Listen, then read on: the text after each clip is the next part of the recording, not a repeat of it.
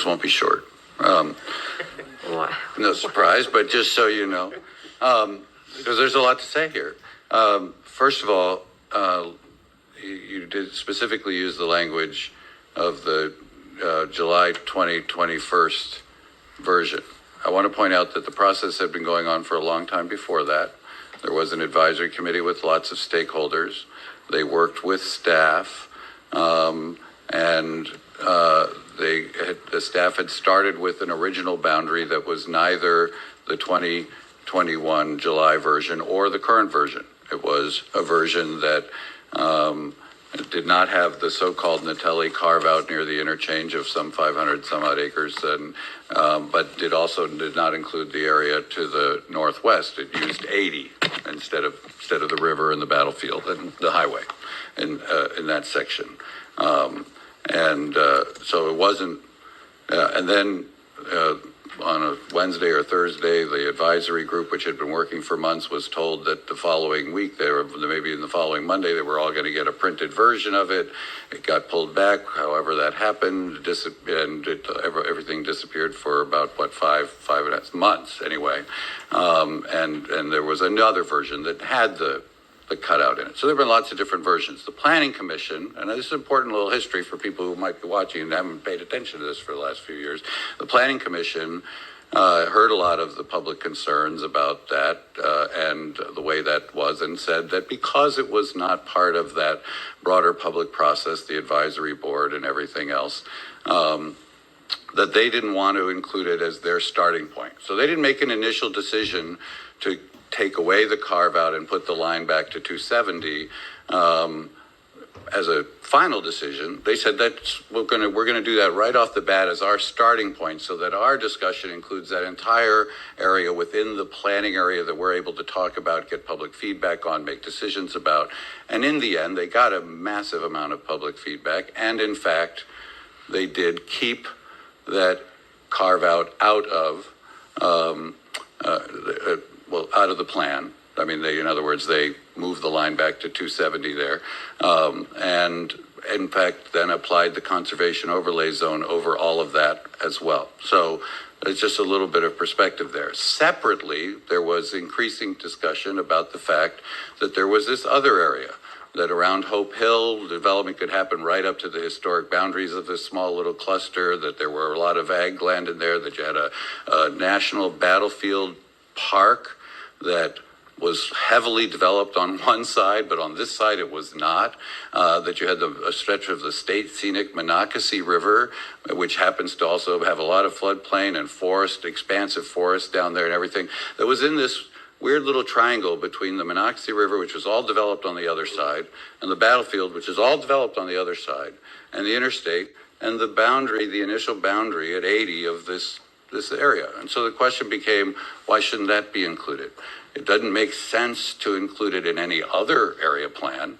You wouldn't include it in an area plan for Urbana. You wouldn't include it in an area plan for the South Frederick Triangle. You wouldn't include it in an area plan for Ballinger Creek or something right across the way. Where would you ever include it, right? So given the battlefield and the river and the forests and the preserved farmland and the Hope Hill and everything else, the Planning Commission agreed with the public feedback that they were getting and incorporated all of that area up to and including part of the battlefield, which, frankly, I don't care one way or the other. If it ends at the battlefield or includes part of the battlefield, that's the national park and it's safe and protected. It's their jurisdiction. But so then you had the highway, the battlefield, and the river, and the old plan area. So there's two separate discussions about what's been added and why. To note that this is the status quo is not developed. I'll tell you what the status quo is. The status quo is keeping the line where it is now. That's the status quo, meaning the highway, because that is what the county has operated with in formal and informal ways, in plans and in language and in practice for 40 years, with very few exceptions. That's the status quo. Changing the line away from the highway is not protecting the status quo. In fact, it's doing just the opposite. It's saying that after 40 years, We've decided to move that line, and even though, yes, it will still have the same land use designation and zoning, and you'd have to go through a public process and get a zoning change and everything else, you're basically saying we're moving that line because we think that's an appropriate area for what would in fact be large-scale commercial, office, light industrial, data centers, high-tech, whatever, development. Not residential probably, but or unless there was some transit-oriented development or something, but that's for an interchange that doesn't exist, isn't likely to happen anytime soon, et cetera. So the real question here is about the fact that as we grow as a county, we need to draw some lines. We do that a lot of different ways, right? We've kind of drawn a line at Elberdure Road to the south and preserving as much farmland as we can south there, and Ballinger Creek just kind of ends. And maybe that's good, it's like you're in the town and then you're out of the town, kind of like in Europe, instead of miles of somewhat sprawling subdivisions and everything else.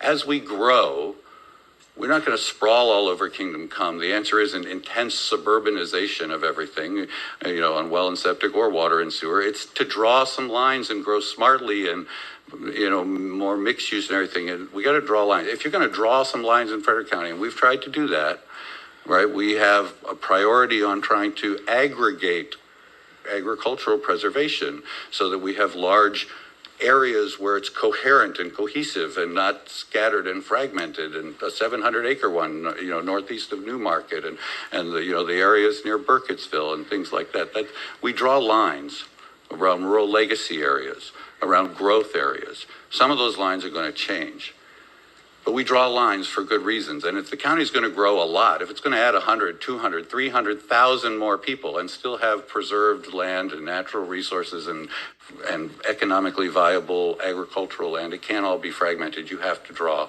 some lines. I can't think of a line in Frederick County that is more important and makes more sense and is more worth preserving than this one. I mean, you have on the other side of the Montgomery County line there, the 93,000 acre, largest in the country, in a 1.2, 1.3 million person developed county with still growing, the largest agricultural reserve. And it has saved itself. It has survived countless efforts to reduce its effectiveness, shrink its borders. It allows certain uses within it for decades, 41, 42 years now, because it has an identity and clarity and a brand, and people know it, and it's right across the line there. And on the last 3 miles, of 270 corridor, in that intensely developed biotech corridor, that we've been told the county will somehow suffer economically if we don't develop this small stretch of the west side of 270 will be, negligent and hurt the county economically. Montgomery County hasn't touched it. They've preserved the farms and the forests on 3 miles, both sides of that highway, right next to us. And we just be extending that a little bit, extending their agricultural reserve. Because if we don't do that, it's going to turn into an island. Frederick County is the only one who gets to decide whether the Montgomery County Ag Reserve and all that's unique about it and Sugarloaf Mountain and everything becomes an island or not an island. And that's where you draw the line that makes sense. Because if you draw it somewhere else, we have people in this audience who live on Route 80 near Hope Hill and near Black Dog Fire and all that other stuff. And if you allow development on that side, right now, if you're on one side of it, you're in a rural, and this is an important point I want to make, just got a couple more. It's a rural and natural versus urban and suburban. I've always wanted to get Urbana done right.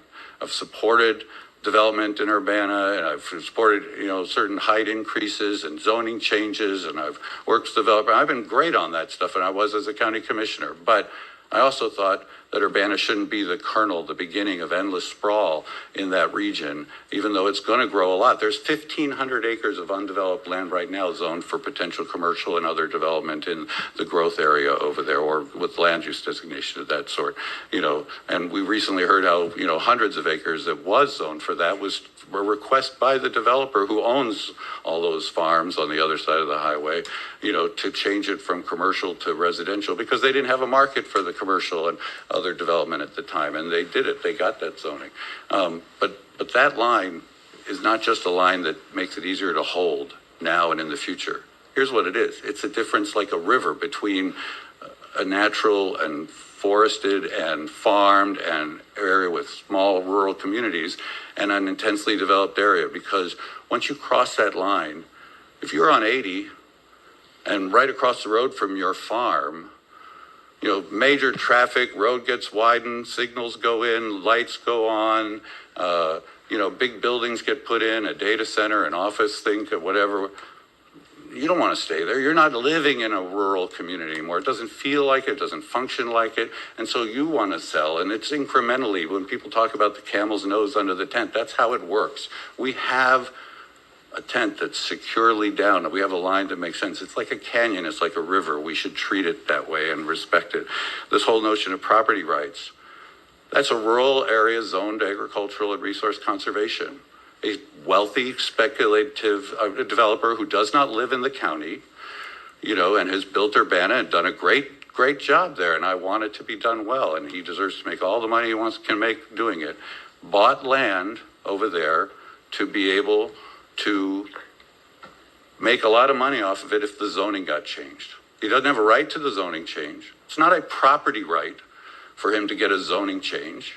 He bought farmland zoned ag with the idea that with public pressure and time and playing the long game and lots of money and putting money in elections and influencing people and having a lot of high-priced land use experts and attorneys, he could get zoning changes. Let's build a fake coalition of local grassroots organizations that pursues my interests and everything else.